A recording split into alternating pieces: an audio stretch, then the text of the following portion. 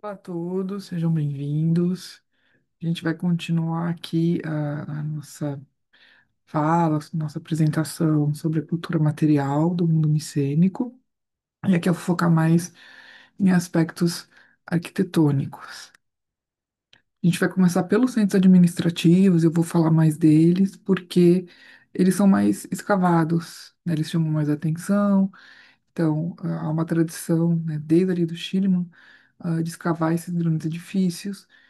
E aí se escava e as sepulturas, que são os mais escavados, os mais estudados, e depois, em menor grau, os edifícios domésticos, que eu vou até trazer aqui, mas né, tem essa questão de que eles são pouco estudados, com exceção os de Micenas, e em último lugar, né, o campo. Então, as áreas urbanizadas, os grandes edifícios, as sepulturas sempre receberam mais atenção. Então, vou começar aqui pelos centros administrativos. Então, nesses sítios, a gente tem o que a gente chama de edifício central, nomeado na literatura como palácio. Eu discuto isso um pouco na minha tese, porque palácio sempre vai remeter à sede do rei, né, um edifício que é a morada, a casa do rei, né? Então eu fico um pouco receosa em pensar em realeza, como a gente entende realeza para esse período, e também porque a gente percebe que nesses edifícios, o que a gente tem mais, principalmente para o mundo micênico, é diferente para o mundo minoico. A gente tem edifícios que têm funções eminentemente políticas, administrativas, no caso, né, econômicas e religiosas. A gente não vê tanto uma área doméstica, né? Então, cômodos que a gente identifica ali como uma parte que seria um quarto residencial, né? Isso é quase inexistente ou muito diminuto. Então, a gente vê claramente que grande parte dos cômodos do edifício tem essas funções. Então, eu costumo chamar de edifício central, edifício administrativo. Eu vou trazer aqui o edifício de Pilos, porque como ele sofreu apenas uma destruição, a planta baixa dele, para a gente entender o edifício, pelo menos no seu primeiro andar, ela é mais clara, né? Então, eu vou trabalhar aqui com ele, mas a gente vai ver que as estruturas, as características que estão presentes em Pilos também estão presentes nos outros edifícios que a gente conhece também a planta, como Micenas, Tirinto, né? E o que a gente conseguiu escavar de Tebas também a gente vê alguma dessas características. Então, eu vou começar por essa estrutura central aqui, que a gente chama de Megaron, né? Então, é uma característica da arquitetura micênica. A gente vê que tem o que se chama de arquitetura, ele tem né, uma estrutura axial, o eixo dele é alinhado, as portas são alinhadas.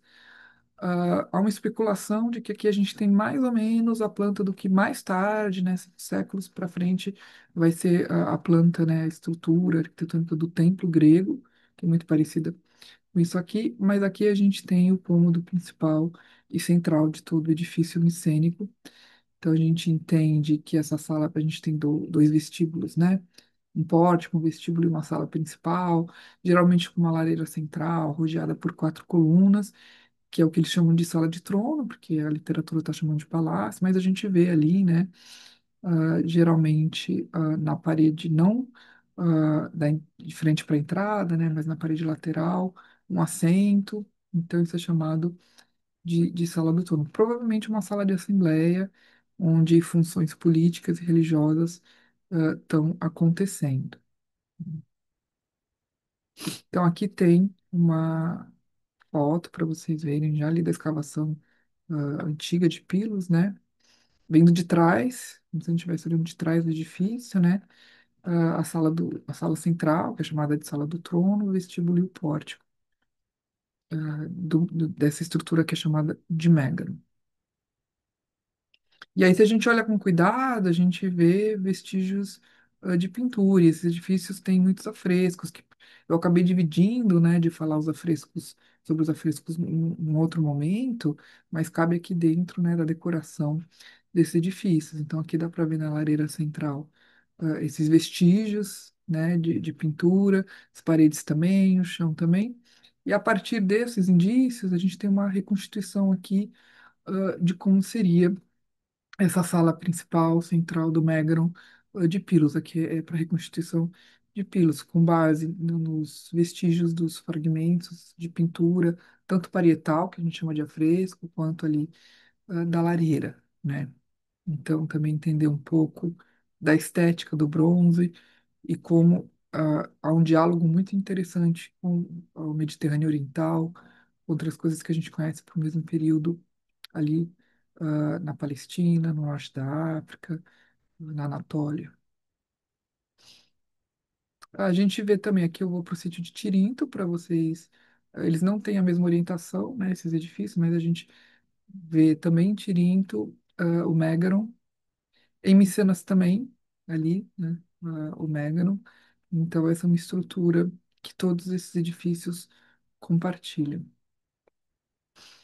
E agora eu vou ampliar um pouco, né, para a gente entender essa estrutura axial, esse eixo axial da arquitetura micênica, né? Então, a gente tem aqui, da entrada do edifício, a gente tem uma linha reta para chegar até o Megaro, que é olhando de frente, né? Então, a entrada, aí você tem um pátio interno, o, o, o pórtico, o vestíbulo e os seis ali, a sala central do Megaro. E aqui também vou chamar a atenção logo aqui embaixo, do lado do 1, que é a entrada, né? A sala 8 que é a esquerda, e aqui mais para baixo, embaixo do 56 tem também uma sala na entrada direita, e eu vou falar um pouquinho delas agora. Então, aqui, a sala 78 para quem acompanhou ali a discussão sobre linear B, eu também já apresentei, né? Então, logo aqui na entrada, antes de você, né? A sala 7 tem uma entrada antes da primeira entrada para o edifício, né? Então a gente entende aqui que é como se fosse um escritório e a sala 8 que é a sala de trás, um arquivo das tabuinhas de linear B. Então ali você tem, antes de chegar, entrar mesmo no edifício, você tem uma área de processamento de informações que vem ah, ou das oficinas ou que vem do território que Pilos, de alguma forma, direta ou indiretamente, administra.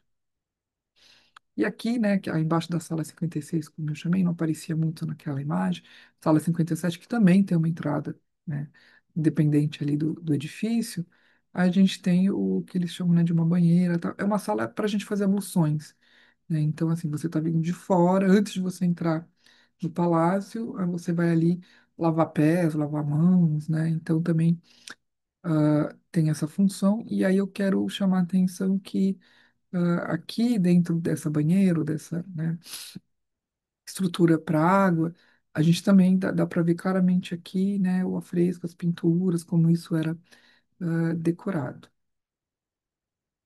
Agora, saindo um pouco, e indo para outras partes do edifício, é muito comum que esses edifícios tenham uma área de armazenamento. Aqui em Pilos fica atrás do Megaron, mas você não chega pelo Megaron, né? E depois, se alguém quiser parar o vídeo, que é uma coisa que eu não vou trabalhar aqui, e entender a circulação desses edifícios, né? Então, fica atrás da sala principal, do Megaron, mas o acesso não é por ali, né? O acesso é lateral, né? Então a gente tem uma área de armazenamento, dá para ver nessa foto aqui, retomei essa foto, né? Do edifício ter essa função de guardar e proteger uma produção agrícola importante, né? Então aqui dá para ver melhor, né? Esses vasos grandes, né? Que são chamados de pitos, né? Provavelmente para armazenamento de cereais, então deles controlarem e terem esse controle tanto de armazenar e de distribuir alimentos, né? Do lado de fora, que é um edifício que é construído depois, né? A gente tem o que é chamado do armazém dos vinhos, né? Uma estrutura semelhante de armazenamento, mas aqui o vestígio é de líquidos, então dá para ver também, né? Essa área importante de armazenagem de produtos. E aqui embaixo a gente tem o que é entendido como uma oficina de carruagens. Eu não vou ter uma imagem dela porque é um edifício que foi escavado depois, né? Então, são edifícios auxiliares, a gente vai ter isso em Micenas também, né? E que, num primeiro momento, teve uma sala ali, que é a sala 93, foi entendido que tinha uma atividade ritual, mas depois, tanto a escavação desse edifício, que aconteceu depois, a escavação do edifício central, como algumas tabuinhas e selos encontrados aqui, deram a entender que tem alguma, se não produção de carruagens, pelo menos parece que uma oficina de reparo, de carruagens, de rodas e de carruagens, né? Então, é uma oficina, então esses edifícios têm perto de si, ou na sua estrutura, ou edifícios auxiliares, como eu chamo, né? Oficinas e armazéns, que estão muito próximos de edifícios que são controlados por esse poder central. E agora, indo para a categoria de edifícios domésticos, né, eu vou para Micenas, para quem já está um pouco familiarizado com o sítio de Micenas, né, a gente tem ali a Porta dos Leões, aqui à esquerda acima, o Círculo Funerário A, que a muralha ali, em algum momento, incluiu, né, e aí a gente tem uma rampa de acesso e a gente tem uma parte baixa, porque isso vai subindo, né, para chegar no edifício principal, e a gente tem vários edifícios que estão associados, que está ligado com uma arquitetura doméstica, mas que está associado ou com oficinas ou com armazéns, né? Então, são o que a gente chama de edifícios auxiliares, né? Aqui hoje eu vou trazer só a título para a gente pensar nas questões de arquitetura, esse que está em verde aqui, né, que é chamada Casa do Vaso dos Guerreiros, para a gente pensar algumas coisas, mas a minha ideia é continuar aqui, né, na fala 8, né, trazer daqui 15 dias uma discussão que vai ser 8.3, da gente pegar o sítio de Micenas e olhar esses edifícios, olhar como é que eles se articulam, a cidadela, que a gente está dentro da cidadela, os edifícios que estão dentro da cidadela, os edifícios que estão fora, mas que também são edifícios auxiliares, né, e também vou ver se eu dou conta também de mapear as principais sepulturas para a gente visualizar, porque também é o sítio mais conhecido, mais estudado, né, e o ícone aqui dessa civilização. Então a gente tem aqui a gente está olhando lá de dentro, né? Vou voltar aqui, que está a muralha, né? Então a foto que a gente tem, não dá para tirar a foto de fora, talvez desse para subir, né? Mas a foto que a gente tem é de dentro, né? Então esse é o que a gente tem de vestígio desse edifício. E aí, o que a gente vê para esse período, que é uma informação importante, é que são edifícios que têm vários cômodos. Então, o que a gente vê com a consolidação do mundo micênico é que você vai ter, mesmo o que a gente chamaria de casas, mas como eu disse, são pouco escavadas, né? A gente parte de uma arquitetura que é de um cômodo para, de repente, edifícios que vão ter três ou mais cômodos, e aí com uma especialização da atividade de alguns desses cômodos, né? Então, são edifícios um pouco mais complexos, nesse sentido. E essa casa é chamada, esse edifício, e eles têm dois andares, geralmente, né?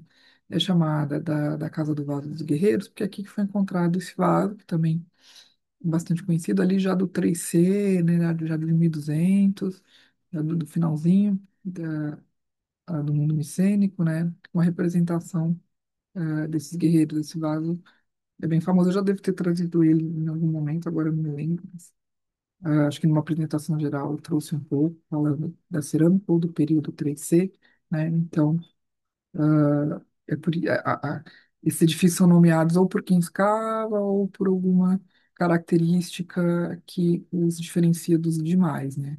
Aqui não é muito clara a função desse edifício, talvez seja uma casa mesmo, mas é onde foi encontrado esse vaso.